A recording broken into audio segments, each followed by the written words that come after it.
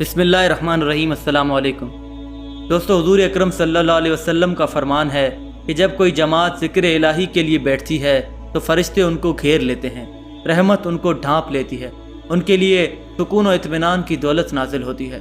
اللہ تعالیٰ ان کا تذکرہ ان فرشتوں میں فرماتا ہے جو اس سے قریب ہوتے ہیں۔ حضرت ابو ہریرہ رضی اللہ تعالیٰ عنہ سے روایت ہے کہ پیارے آقا صلی اللہ علیہ وسلم نے ارشاد فرمایا کہ اللہ کے کچھ فرشتے راستوں میں ذکر کرنے والوں کی تلاش میں گھومتے ہیں۔ جب وہ ذاکرین کی کسی جماعت سے ملتے ہیں تو ایک دوسرے کو پکارتے ہیں کہ آؤ اپنے مقصد کی طرف، یعنی جنہیں ہم تلاش کر رہے تھے وہ ہمیں مل گئے ہیں۔ پھر وہ فرشتے محبت و الفت کی طور پر ذاکرین کو اپنے پروں میں ڈھانپ لیتے ہیں۔ پھر جب وہ فرشتے اپنے رب کی دربار میں حاضر ہوتے ہیں تو اللہ تعالیٰ ان سے پوچھتا ہے، حالانکہ اللہ اپنے بندوں کا حال بخوبی جانتا ہے، لیکن فرشتوں سے اپنے ذاکر بندوں کی تعریف سننا پسند فرماتا ہے۔ تو اللہ تعالیٰ پوچھتا ہے، اے فرشتوں، تم نے میرے بندوں کو کس حال میں پایا؟ فرشتے عرض کرتے ہیں، اے میرے رب، تیرے بندے تیری تسبیح بیان کر رہے تھے، تیری بڑائی بیان کر رہے تھے، تیری تعریفیں بیان کر رہے تھے، تیری بزرگی بیان کر رہے تھے۔ اللہ تبارک و تعالیٰ فرماتا ہے، کیا انہوں نے مجھے دیکھا ہے؟ تو فرشتے عرض کرتے ہیں، نہیں مولا، انہوں نے تجھے نہیں دیکھا۔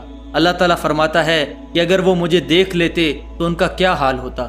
فرشتے عرض کرتے ہیں، اگر وہ تجھے دیکھ لیتے تو وہ اور زیادہ تیری عبادت کرتے اور زیادہ بزرگی بیان کرتے اور زیادہ تسبیح بیان کرتے۔ اللہ تعالیٰ فرماتا ہے، وہ مجھ سے کیا مانگ رہے تھے؟ مولا، وہ تجھ سے جنت مانگ رہے تھے۔ اللہ عز و جل فرماتا ہے، کیا انہوں نے جنت دیکھی ہے؟ فرشتے عرض کرتے ہیں، نہیں، بقسم رب، انہوں نے جنت نہیں دیکھی۔ اللہ تبارک و تعالیٰ فرماتا ہے، اگر وہ جنت دیکھ لیتے تو ان کا کیا حال ہوتا؟ فرشتے کہتے ہیں کہ اگر وہ جنت دیکھ لیتے تو وہ اس کی بہت حرص کرتے، اس کے بہت طلبگار ہو جاتے اور اس کی طرف ان کی رغبت اور زیادہ ہو جاتی۔ اللہ تعالیٰ فرماتا ہے، وہ کس چیز سے پناہ مانگ رہے تھے؟ فرشتے عرض کرتے ہیں، جہنم کی آگ سے۔ اللہ فرماتا ہے، کیا انہوں نے جہنم کو دیکھا ہے؟ تو فرشتے عرض گزار ہوتے ہیں، آپ کی قسم اے رب، انہوں نے اسے نہیں دیکھا۔ اللہ جل شانہ فرماتا ہے، اگر وہ اسے دیکھ لیتے تو ان کا کیا حال ہوتا؟ فرشتے کہتے ہیں، اگر وہ اسے دیکھ لیتے تو وہ اس سے مزید بھاگتے اور زیادہ ڈرتے۔ پھر اللہ جل شانہ فرماتا ہے، اے فرشتوں، میں تمہیں گواہ بناتا ہوں کہ میں نے ان سب کو بخش دیا ہے۔ فرشتے کہتے ہیں کہ اے اللہ، ان میں ایک شخص ایسا بھی تھا جو ذکر نہیں کر رہا تھا بلکہ اپنی کسی ضرورت کے لیے ان کے پاس آیا تھا۔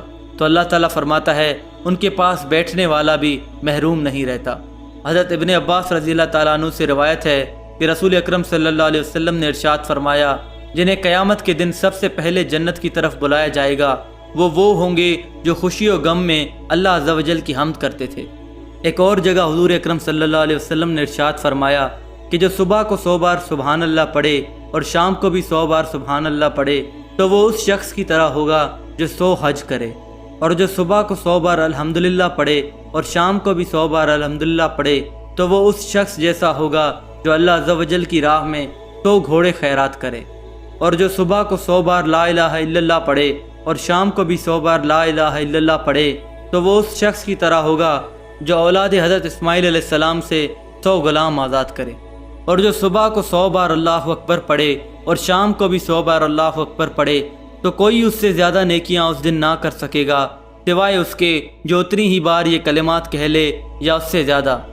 حضرت ابو دردہ رضی اللہ تعالیٰ عنہ سے روایت ہے کہ رسول اکرم صلی اللہ علیہ وسلم کا ارشاد ہے کہ قیامت کے دن اللہ تعالیٰ بعض قوموں کا حشر اس طرح فرمائے گا کہ ان کے چہروں پر نور چمکتا ہوگا، وہ موتیوں کی طرح ممبروں پر ہوں گے، لوگ ان پر رشک کرتے ہوں گے، وہ نہ انبیاء ہوں گے اور نہ شہداء ہوں گے۔ کسی نے عرض کیا، یا رسول اللہ، ان کا حال بیان فرما دیجئے تاکہ ہم ان کو پہچان لیں۔ حضور صلی اللہ علیہ وسلم نے فرمایا، یہ وہ لوگ ہوں گے جو اللہ تعالیٰ کی محبت میں مختلف جگہوں سے، مختلف خاندانوں سے آ کر ایک جگہ جمع ہو گئے ہوں اور اللہ عز و جل کے ذکر میں مشغول ہوں۔ حضرت ابو ہریرہ رضی اللہ تعالیٰ عنہ روایت کرتے ہیں کہ رسول اللہ صلی اللہ علیہ وسلم نے ارشاد فرمایا، جب بندہ ذکر الہی کے لیے اپنے ہونٹوں کو ہلاتا ہے اور ذکر کرتا ہے تو اللہ تعالیٰ اس کے ساتھ ہوتا ہے۔ حضرت عبداللہ بن بصر رضی اللہ تعالیٰ عنہ سے روایت ہے کہ ایک شخص رسول اللہ صلی اللہ علیہ وسلم کی بارگاہ میں حاضر ہوا اور عرض کیا، یا رسول اللہ صلی اللہ علیہ وسلم، اسلام کے مجھ پر بہت سے احکام ہیں، آپ مجھے ایسی بات بتا دیں جس پر میں تکیہ کروں۔ تب رسول اللہ صلی اللہ علیہ وسلم نے فرمایا، تمہاری زبان اللہ تعالیٰ کی یاد میں ہمیشہ تر رہنی چاہیے۔ دوستو قرآن پاک کی ایک اور آیت ذکر الہی کی فضیلت بیان کرتی ہے، جس کا ترجمہ یہ ہے کہ اپنے آپ کو ان لوگوں کے پاس بیٹھنے کا پابند کیجیے جو صبح و شام اپنے رب کو پکارتے ہیں۔ رسول اعظم اس آیت کے نازل ہونے پر ان لوگوں کی تلاش میں نکل گئے۔ ایک جماعت کو دیکھا کہ اللہ عز و جل کے ذکر میں مشغول ہے۔ ان میں سے بعض لوگ بکھرے بالوں والے اور خشک کھالوں والے اور صرف ایک کپڑے والے تھے۔ جب رحمت عالم نے ان کو دیکھا تو ان کے پاس بیٹھ گئے اور ارشاد فرمایا کہ تمام تعریفیں اللہ ہی کے لیے ہیں، جس نے میری امت میں ایسے لوگ پیدا فرمائے کہ خود مجھے ان کے پاس بیٹھنے کا حکم دیا گیا۔ میرے پیارے آقا صلی اللہ علیہ وسلم کے پیارے دیوانوں، اکثر انسان خوشی کے موقع پر اللہ عز و جل کو بھول جاتا ہے، جبکہ ہونا تو یہ چاہیے کہ خوشی کے وقت اللہ عز و جل کا ذکر زیادہ کریں اور اپنے رب کا شکر بجا لائیں۔ اسی لیے اولیاء اکرام اللہ عز و جل کا ذکر خوشی اور غم میں زیادہ کرتے ہیں تاکہ اللہ عز و جل ان سے راضی ہو جائے۔ انسان خوشی اور غم میں اللہ عز و جل کا ذکر کرے تو اللہ عز و جل اس بندے سے غم دور کر دیتا ہے اور اس کی خوشیوں میں اضافہ کر دیتا ہے، اس لیے کہ خوشی اور غم دونوں اللہ عز و جل کی طرف سے ہیں۔ جب بندہ یہ مان لیتا ہے اور طے کر لیتا ہے کہ اللہ عز و جل جس چیز سے راضی ہیں میں بھی اس چیز سے راضی ہوں، تو بندہ جب کمزور ہو کر اس کی رضا پر راضی رہتا ہے تو اللہ عز و جل ایسے بندے پر کرم کی نظر فرما کر جنت کی خوشخبری سنا دیتا ہے۔ اللہ تعالی ہم سب کو ہر حال میں ذکر کرنے کی توفیق عطا فرمائے، آمین یا رب العالمین۔